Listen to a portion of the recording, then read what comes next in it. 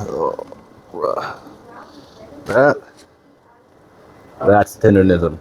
Alright guys, so after we have skinned our pork shoulder, our next step here is to do our salt and MSG brine. I do about a 50-50 mixture of this. Your main goal here is to take out as much moisture from the pork shoulder as you possibly can. That's what's going to impart the flavor, and that's what's going to get your fat to render even better.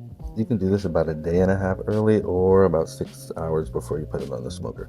But once you have it covered, you're going to put that in the fridge for a couple of hours. Alrighty guys, it's been about 12 hours. We have our pre-seasoned pork shoulder out of the fridge. Now we're just gonna put our basic pork rub on. If you haven't seen my pork rub video, I'll have the link of that in the description. But we're just gonna season this all over and then it's gonna go back in the fridge until tomorrow. Alright guys, and before you season anything, I always recommend patting it dry just to make sure that your season sticks a little bit better to the meat itself.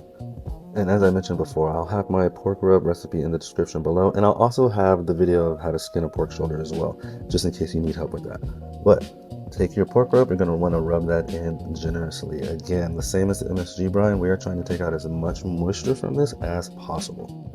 Again, you're going to want to cover all sides, rub that in, and then just like the MSG brine, this is going to go back in the fridge for a couple of hours. And after about 12 hours, you can take it out the fridge, insert your thermometers, and off to the smoker we go. You want your temperature anywhere from 225 to 275, but the lower the better. So about 4 hours into the smoke, I just needed to add some wood, so I'm checking on it. But you can see, we don't really need to spritz because you can see that layer of fat that I have. See the way this fat renders right here? Look at this. This is what keeps it moist. This is why you don't have to spritz right here on top. That's what makes you not have to spritz. Once your pork shoulder is at about 175 degrees and it has a dark, beautiful color like this, take it out of the smoker for wrapping. Alrighty guys, pork's out, ready for wrapping. I have 2 layers of heavy-duty aluminum foil. We're just going to take our prongs out, remember where they are on which side, and then try to get them back in the same spot here. And wrapping the pork shoulder up isn't difficult at all. The main things you want to do is create a good seal, and then you want to make sure that your folds are coming up. That way any juice that comes out stays in the foil and doesn't leak down into your grill. It's at 170. We're going to take it back out on the smoker. We're going to smoke this thing to about 205, and then we'll bring it in, and then the hard part happens. We have to wait.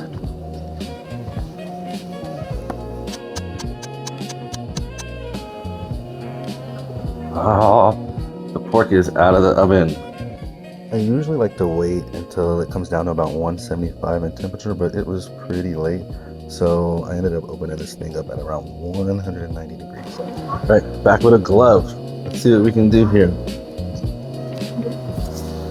Let's see. Oh, bruh.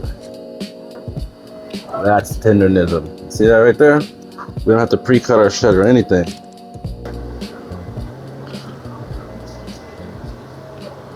Bro, the last and best part about it, you're going to take your entire pork shoulder out of the foil into a dish, and now we're going to get to shredding.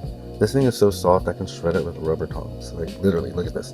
This is what low and slow Texas barbecue is all about, and you should be able to make it easy. You shouldn't have to go out every hour and spritz it. It should just be able to sit on there and be easy and delicious just like this.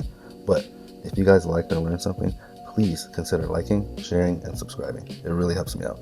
Thank you.